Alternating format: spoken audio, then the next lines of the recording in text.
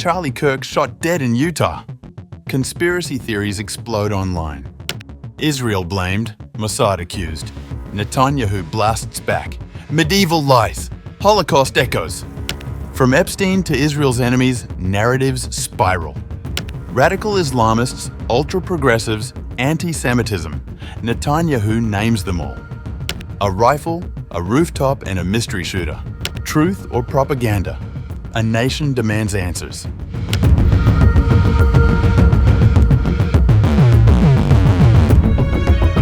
Israeli Prime Minister Benjamin Netanyahu has rejected conspiracy theories suggesting Israel was behind the assassination of American conservative activist Charlie Kirk, calling the claims absurd and rooted in anti-Semitic tropes.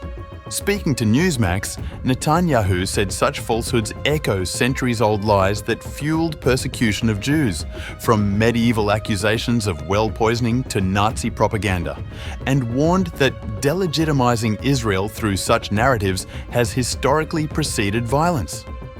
Over the centuries, especially in the Middle Ages, the horrific Middle Ages, the worst things were said about Jews you couldn't possibly believe. We were poisoning the wells. We were drinking the blood of Christian children, you name it. I mean, these things that continued actually up to the Holocaust. The Nazis said the same thing. We're carrying vermin. We're spreading disease, and people believed it. And every time they believed it, this was a prelude to a greater and greater massacre, culminating with the worst massacre of them all, the Holocaust. Well, since then, we've learned when people spread these lies about us, prepare yourself for the assault. And, they're trying to delegitimize the state of Israel. Kirk, co-founder and chief executive of Turning Point USA, was shot and killed on September 10th during a student forum at Utah Valley University in Orem, Utah. He was 31. A video from the event showed him being struck in the neck. He is survived by his wife Erica and their 2 young children. Netanyahu described Kirk as a loyal friend of Israel and a champion of free speech. He disclosed that he had recently invited Kirk to visit Israel, a trip that will now never happen. Reading from a letter Kirk wrote earlier this year, Netanyahu noted the activist's commitment to defending Israel and Judeo-Christian values. Charlie Kirk was murdered for speaking truth and defending freedom. A lion-hearted friend of Israel, he fought the lies and stood tall for Judeo-Christian civilization. I spoke to him only 2 weeks ago and invited him to Israel. Sadly, that visit will not take place. We lost an incredible human being. His boundless pride in America and his valiant belief in free speech will leave a lasting impact. Rest in peace, Charlie Kirk. The Prime Minister also placed blame for the killing on radical Islamists, whom he said often align with ultra-progressive groups to silence opponents through violence. He argued that Kirk's assassination reflects a broader struggle over democracy and free expression, and warned that yielding to such forces would endanger both Israel and the United States. This is a worldwide problem. The people on the extremes, the Islamists, the radical Islamists, and their union with the ultra-progressives, they often speak about human rights. They speak about free speech, but they use violence to try to take down their enemies, whether it's President Trump, who's been almost assassinated twice, or, they try to kill me here too. But they got Charlie Kirk, and it's just heartbreaking.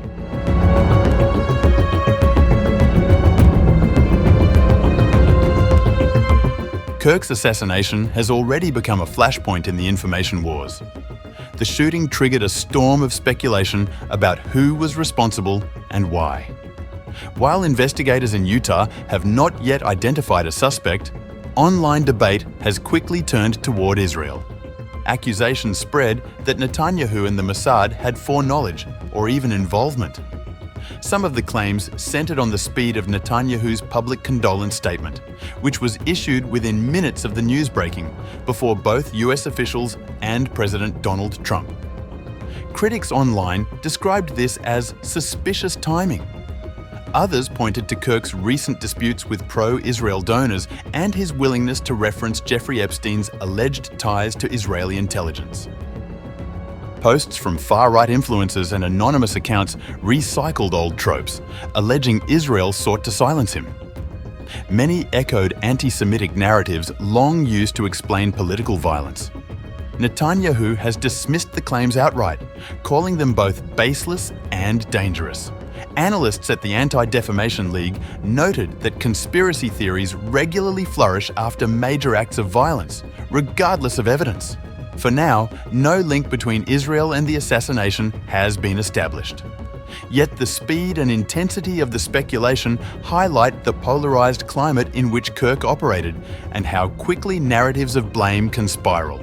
The wave of conspiracy theories has coincided with a surge in alleged antisemitic rhetoric online. Accounts on X accused Jews in Israel of orchestrating the killing, with some directly naming Mossad.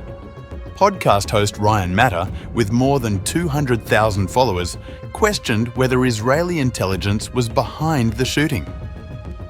An InfoWars contributor resurfaced a month-old post suggesting Kirk feared retaliation from Israel if he distanced himself.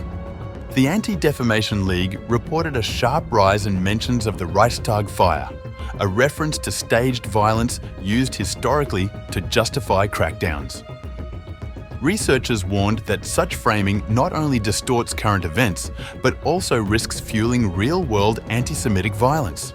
Some of the activity appeared to be bot-driven, but prominent voices amplified the claims, helping them reach wider audiences. The ADL's Center for Extremism cautioned that this rhetoric could inspire attacks both online and offline. While conspiracy narratives gained traction, many Jewish conservatives emphasized Kirk's staunch support for Israel. Commentators described him as a defender of Judeo-Christian civilization and a political warrior against progressive ideology. Netanyahu's tributes framed him as a partner in the global struggle for freedom of expression. The investigation into Kirk's killing is on and has focused on a college-aged suspect who fired from a rooftop and fled into a nearby neighborhood. Authorities have recovered a high-powered bolt-action rifle and released photos and videos of a person of interest, but no arrest has been made. US President Donald Trump has told Fox News that authorities arrested the suspect in the killing of Kirk with a high degree of certainty. Trump did not share the suspect's identity, but two people familiar with the investigation identified him to Reuters as Tyler Robinson, 22. Investigators were due to brief journalists later on Friday. Utah Governor Spencer Cox, on September 12th, announced that the suspect was taken into custody. Good morning, ladies and gentlemen. We got him.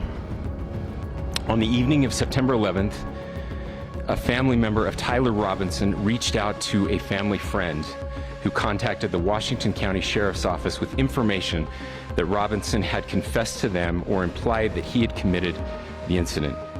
This information was relayed to the Utah County Sheriff's Office and scene investigators at Utah Valley University. This information was also conveyed to the FBI.